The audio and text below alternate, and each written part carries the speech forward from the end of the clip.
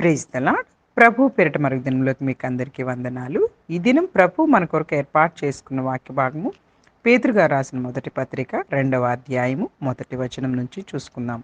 ప్రభువు దయాళుడని మీరు రుచి చూచి ఉన్న ఎడల సమస్తమైన దుష్టత్వమును, సమస్తమైన కపటమును, వేషధారణను, అసూయను, సమస్త దూషణ మాటలను మాని క్రొత్తగా జన్మించిన శిశువులను పోలిన వారే నిర్మలమైన వాక్యమును పాల వలన రక్షణ విషయంలో ఎదుగు నిమిత్తము ఆ పాలను ఆపేక్షించుడి. మనుషుల చేత విసర్జింపబడినను దేవుని దృష్టికి ఏర్పరచబడినదియు అమూల్యమును సజీవమునైన రాయియగు ప్రభువునొద్దకు వచ్చిన వారే యేసుక్రీస్తు ద్వారా దేవునికి అనుకూలములకు ఆత్మ సంబంధమైన బలులు నర్పించుటకు పరిశుద్ధ యాజకులుగా ఉండునట్లు మీరును సజీవమైన రాళ్ల వలె ఉండి ఆత్మ సంబంధమైన మందిరముగా కట్టబడుచున్నారు. ఏలయనగా ఇదిగో నేను ముఖ్యమును ఏర్పరచబడినదియు అమూల్యమునగు మూలరాతిని సియోనులో స్థాపించి ఉన్నాను. ఆయన యందు విశ్వాసం ఉంచువారు ఏమాత్రము సిగ్గుపడరన్న మాట లేఖనమందు వ్రాయబడినది. విశ్వసించుచున్న మీకు ఆయన అమూల్యమైనవాడు. విశ్వసింపని వారికైతే ఇల్లు కట్టువారు ఏ రాతిని నిషేధించిరో అదే మూలకు తలరాయి ఆయన, మరియు అది అడ్డురాయు అడ్డు బండయు ఆయన. కట్టువారు వాక్యముకు అవిధేయులై తొట్టిల్లుచున్నారు, దానికే వారు నియమింపబడ్రి. అయితే మీరు చీకటిలో నుండి ఆశ్చర్యకరమైన తన వెలుగులోనికి మిమ్మును పిలిచిన వాని గుణాతిశయములను ప్రచురము చేయ నిమిత్తము ఏర్పరచబడిన వంశమును, రాజులైన యాజక సమూహమును, పరిశుద్ధ జనమును, దేవుని సొత్తైన ప్రజలై ఉన్నారు. హల్లెలూయా, హల్లెలూయా. పరిశుద్ధ దేవుడు ఈరోజు ఈ వాక్య భాగం ద్వారా మనతో మాట్లాడడానికి ఇష్టపడుతూ ఉన్నారు. ప్రభువు దయాళుడని మీరు రుచి చూచి ఉన్న ఎడల. మొట్టమొదటి భాగము, ప్రభువు దయాళుడు. దేవుని యొక్క ప్రేమను మీరు గనక రుచి చూచి ఉన్నట్లయితే ఈ పాటికల్లా మీరు ఎలా మారిపోవాలి అంటే సమస్తమైన దుష్టత్వాన్ని, కపటాన్ని, వేషధారణను, అసూయను, దూషణ మాటలు ఇవన్నీ మానివేయాలి. ఈ లక్షణాలు ఇంక మీలో ఉండటానికి వీలు లేదు. ఆయన ప్రేమను ఒక్కసారి రుచి చూచితే ఇలాంటి లక్షణాలు మనలో ఉండడానికి అస్సలు వీలు లేదు. ఈరోజు ప్రపంచమంతా కూడాను ఇదిగో ఇలాంటి లక్షణాల్లో పడిపోతూ ఎంతో భయంకరమైనటువంటి కార్యాలను చేస్తూ ఎంతగానో దేవునిని ఇబ్బంది పెడుతూ దేవునికి ఇష్టలుగా ఉండలేకపోతా ఉన్నారు. వారిలో ఉన్నటువంటి లక్షణాలు చూడండి. ఇవి ఏమన్నా మనలో ఉంటే ఒక్కసారి మనల్ని మనం పరిశీలించుకొని వీటిలో నుంచి బయటకు వచ్చేసేయాలి. దుష్టత్వం వద్దు, కపటం వద్దు, వేషధారణ అస్సలే నచ్చదు దేవునికి. ఏదో పైకి చాలా మంచివారిగా, చాలా మంచిగా తగ్గింపు జీవితం మాకుంది అని కొంతమంది చూపించుకుంటుంటారు. కానీ వాళ్ళ జీవితాల లోపల లోపల వారికి అంత తగ్గింపు జీవితాలు కనిపించట్లేదు. అలాగే అసూయ ఈ దినాల్లో ఎక్కువైపోతూ ఉంది. ఇంకను దూషణ మాటలు, ఏ మాటలు పడితే ఆ మాటలతోటి వారు దూషించేటటువంటి స్థితిలోకి వెళ్ళిపోతున్నారు. ఇవన్నీ కూడా మనం ప్రభువుని రుచి చూచి ఉన్న ఎడల ఇవన్నీ మనలో ఉండటానికి వీల్లేదు. అన్నీ మానేసుకొని క్రొత్తగా జన్మించిన శిశువుని పోలిన వారే నిర్మలమైన వాక్యమును పాల వలన. హల్లెలూయా, హల్లెలూయా. చూసారా ఎంత గొప్పగా తెలియపరుస్తున్నారు. మనం ఇప్పుడు ఎలా ఉండాలి అంటే ప్రభువుని రుచి చూచిన తర్వాత ఇవన్నిటిని మానేసి మౌనంగా ఉండటం కాదు, కానీ క్రొత్తగా జన్మించిన శిశువు ఏ విధంగా అయితే నిర్మలంగా ఉంటారు కదా, వారు కొత్తగా జన్మించిన శిశువులు ఏ పాపము కూడాను ఉండదు. ఎంతో చక్కగా వారికే ఈ దూషణ మాటలు, లేకపోతే వారికి ఈ అసూయలు, ఈ కపటాలు, వేషధారణలు ఇవేమి తెలియవు. అలా ఉండమని పరిశుద్ధాత్మ దేవుడు మనకి ఈరోజు తెలియపరుస్తూ ఉన్నారు. రక్షణ విషయంలో ఎదగాలట. ఇప్పుడు వాక్యం అనే పాలను తీసుకుంటూ మనము దేనిలో ఎదుగుతాము అంటే రక్షణ అనే విషయంలో ఎదుగుతాము. ఎదిగే విధంగా ఆ వాక్యం, నిర్మలమైన వాక్యం అనే పాలను మనము అపేక్షించాలి. నిజమైన సత్యవాక్యాన్ని మనము ఆపేక్షించాలి. ఎందుకంటే ఇక్కడ ఎంత చక్కగా తెలియపరుస్తూ ఉన్నారో చూడండి. మనల్ని చీకటిలో నుండి ఆశ్చర్యకరమైన తన వెలుగులోనికి పిలిచిన వాని గుణాతిశయములను ప్రచురము చేయ నిమిత్తము ఏర్పరచబడిన వంశము, రాజులైన యాజక సమూహము, పరిశుద్ధ జనమును, దేవుని సొత్తైన ప్రజలునై ఉన్నాము. మనం ఇప్పుడు ఎవరము అంటే ఇదిగో ఆ విధముగా మనము గనక నిర్మలమైనటువంటి పాల వలన వచ్చే నిర్మలమైన పాలులాగా ఉండే ఆ వాక్యాన్ని గనక మనము నేర్చుకొని ఇదిగో ఆ రక్షణ విషయంలో గనక ఎదుగుతూ ఆ పాలన గనక మనం ఆపేక్షించిన వారమైతే ఈరోజు దేవుడు ఏమంటూ ఉన్నారంటే ఆ విధంగా ఎదిగితే మనం అందరినీ కూడా దేవుడు చీకటిలో నుండి ఆశ్చర్యకరమైన తన వెలుగులోనికి పిలిచిన వాని గుణాతిశయములను ప్రచురము చేయ నిమిత్తం మనల్ని ఏర్పాటు చేసుకున్నారు. మనల్ని ఎందుకు ఏర్పాటు చేసుకున్నారు?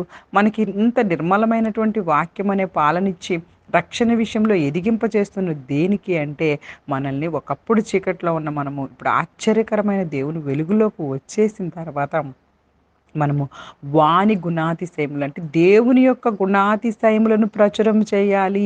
దేవుని యొక్క గుణాతిశయములను ప్రచురము చేయడం అంటే ఏమిటి? దేవుని యొక్క గుణములు ఇవి అని చెప్పేసేసి ఒక పేపర్ మీద రాసి, లేకపోతే దేవుని యొక్క గుణాలు ఇవి అని చెప్పేసి ప్రతి ఒక్కరి దగ్గరికెళ్ళి, ఇదిగో దేవుని గుణాలు అని అవి చెప్పడం గురించి కాదిక్కడ. వాటిని నువ్వు ఎలా ప్రచురం చేస్తావంటే, నీ జీవితంలో వాటిని అనుసరించి హల్లెలూయా! నువ్వు మాదిరిగా బ్రతికితే ఆ గుణాలన్నీ కూడా ఇవి దేవుని యొక్క గుణాలు. ప్రేమించటం, క్షమించటం, ఒద్ ఒదిగి ఉండటం, విధేయత చూపించటం, ఓర్పు కలిగి ఉండటం, దీర్ఘశాంతం చూపించటం, తగ్గించుకొని బ్రతకడం ఈ లోకంలో, అలాగే సమాధానంతోటి అందరితోటి కలిసి ఉండటం, ఇవన్నీ కూడాను ప్రభువైన దేవుని యొక్క లక్షణాలు. ఆ లక్షణాలను అంటే ఆ గుణాలు, ఆయన గుణాలే వాటన్నిటిని కూడాను మనము కూడా మన జీవితాల ద్వారా చూపించటమే ప్రచురము చేయడము అంటే. హల్లెలూయా! మనం అనుకుంటూ ఉంటారు చాలాసార్లు ప్రచురం చేయటం అంటే ప్రసంగం చేయాలేమో అని అనుకుంటూ ఉంటారు. కాదు, మాదిరి చూపించాలి. గుణాతిశయాన్ని ప్రచురం చేయడానికే, ఆయన గుణాలను మనలోకి ప్రచురం చేయడానికి అంటే మనము ఆ విధంగా బ్రతికి మాదిరి చూపించడానికే మనల్ని ఏర్పాటు చేసుకున్నారట. మనం ఈ విషయం మర్చిపోతూ ఉన్నాము. ఏర్పరచబడిన వంశము, రాజులైన యాజక సమూహము, పరిశుద్ధ జనము, దేవుని సొత్తైన ప్రజలం మనం. ఇప్పుడు మనల్ని ఏ విధంగా దేవుడు చూస్తూ ఉన్నారంటే, మనమట ఆ విధముగా ఆయన గుణాలను ప్రచురం చేసే ఒక వంశములాగా ఆయన వంశము. అట్లానే ఆ యాజక సమూహము మనల్ని, అలాగే పరిశుద్ధ జనము, ఆయన సొత్తైన ప్రజలము. దేవుని సొత్తు మనం ఇప్పుడు. మనం ఎవరము అంటే ఆయన యొక్క రక్తంలో ద్వారా మనం అందరము నీతిమంతులుగా తీర్చబడి ఇప్పుడు దేవుని సొత్తైనటువంటి ప్రజలుగా మనము ఉన్నాము. దేవుని సొత్తైన ప్రజలను ఏ విధంగా ఉండాలి చూడండి. కొన్నిసార్లు మనము గమనిస్తూ ఉంటాం కదా. రాజులు కానీ లేకుంటే కొంచెం ఇప్పుడు ఈ బ్రిటిష్ రాజవంశస్థులు కానీ వీళ్ళందరినీ గమనిస్తూ ఉంటాం కదా. వారి పిల్లలుని కానీ తీసుకువెళ్తున్నప్పుడు వారికి కొన్ని లక్షణాలు ఉంటాయి అన్నమాట. వారి ఏది పడితే అది ఎలా పడితే అలా చిల్లరగా ప్రవర్తించడానికి వీలు లేదు. వారి యొక్క వస్త్రధారణ కానీ, వారు వారు తినవలసినటువంటి ఆహారాలు కానీ, వారు నడవలసిన విధానం కానీ, ప్రతి ఒక్కటి కూడాను వారికి కొన్ని పద్ధతి ప్రకారం చిన్నతనం నుంచి నేర్పిస్తారు. ఎందుకు అంటే ఆ కుటుంబానికి సంబంధించినటువంటి ఆ యొక్క ప్రతిష్టను నిలువబెట్టేవారుగా వారు ఉండాలన్న విషయంలో వాళ్ళు చిన్నప్పటి నుంచి ట్రైనింగ్ ఇస్తారు. అయితే ఇప్పుడు మనం ఈ లోకంలో ఉన్న రాజ కుటుంబీకులం కాదు. ఈ లోకంలో ఉన్నటువంటి వారికి సంబంధించిన వారం కాదు. కానీ మనము దేవుని యొక్క రాజ్య సంబంధులము. దేవుని రాజ్య సంబంధులమైనటువంటి వారము ఎలా ఉండాలి? ఆయన రాజ్యానికి సంబంధించి ఆయన సొత్తైన ప్రజలమైపోయిన తర్వాత ఆయన రాజ్యానికి సంబంధించినటువంటి కార్యాలలో మనం ఉండాలి. హల్లెలూయా! హల్లెలూయా! అదిగో దేవునికి ఏ విధమైనగా ఇష్టమో ఆ విధంగా ప్రవర్తించాలి. అప్పుడే ఆ రాజ్యానికి మనము ఉండటానికి అర్హత సంపాదించుకుంటాం. నీ ఇష్టానుసారమైనటువంటి జీవితం, నీ ఇష్టానుసారమైనటువంటి ఇదిగో ఇక్కడ రాసి ఉంచారు చూసారు కదా. దుష్టత్వంతోటి, కపటంతోటి, వేషధారణతోటి, అసూయతోటి, దుష్టమైన మాటలు మాట్లాడేవారిగా ఉంటే ఎలాగ నువ్వు ఆ రాజ్య సంబంధులుగా తీసుకొని వెళ్తారు చెప్పండి దేవుడు. కాబట్టి వీటన్నిటిని మనము మానుకోవాలి. కొలస్సీలకు రాసినటువంటి పత్రికలో కూడాను అపోస్తలుడైన పౌలు గారు కూడా అక్కడ ఎంత చక్కగా తెలియపరుస్తారంటే, ఇదిగో 3వ అధ్యాయము 12వ వచనంలో, కాగా దేవుని చేత ఏర్పరచబడిన వారును పరిశుద్ధులును ప్రియులైన వారికి తగినట్లు మీరు జాలిగల మనస్సు, దయాళత్వము, వినయము, సాత్వికము, దీర్ఘశాంతమును ధరించుకొనుడి. హల్లెలూయా! ఎవడైనను తనకు హాని చేసినని ఒకడును అనుకొనిన ఎడల ఒకరినొకడు సహించుచు ఒకరినొకడు క్షమించుడి. ప్రభువును మిమ్మును క్షమించులాగును మీరును క్షమించుడి. వీటన్నిటిపైన పరిపూర్ణతకు అనుబంధమైన ప్రేమను ధరించుకొనుడి. క్రీస్తు అనుగ్రహించు సమాధానం మీ హృదయములలో ఏలుచుండనీయుడి. ఇందుకొరకే మీరు ఒక్క శరీరంగా పిలువబడితిరి మరియు కృతజ్ఞులై ఉండుడి. సంగీతములతోనూ కీర్తనలతోనూ ఆత్మ సంబంధమైన పద్యములతోనూ ఒకనికి ఒకడు బోధించుచు బుద్ధి చెప్పుచు కృపాసహితంగా మీ హృదయములలో దేవుని గురించి గానము చేయుచు సమస్త విధములైన జ్ఞానముతో క్రీస్తు వాక్యము మీలో సమృద్ధిగా నివసింప నీయుడి. హల్లెలూయా! హల్లెలూయా! ఎంత అద్భుతమైనటువంటి విషయాన్ని తెలియపరుస్తున్నారు చూడండి. ఇవి మనం దేవుని చేత ఏర్పరచబడిన వారిలో ఆయన సొత్తైన ప్రజలలో మనము ఆయన గుణాలను ప్రచురం చేయాలంటే పరిశుద్ధులైన ప్రియులైన వారికి తగినట్లుగా మనం బ్రతకాలి. సాత్వికం, దీర్ఘశాంతాన్ని ధరించుకోవాలి. అలాగే ఒకవేళ మనకెవరైనా హాని చేశారు అని అనుకున్నప్పటికీ కూడా దాన్ని సహించి హాని చేసిన వారిని క్షమించి ఏ విధంగా క్షమించాలి? ప్రభు మనల్ని ఎన్ని పాపాల నుంచి క్షమిస్తున్నారో జ్ఞాపకం చేసుకొని వారిని కూడా క్షమించి పరిపూర్ణమైనటువంటి ప్రేమను ధరించుకోవాలంట.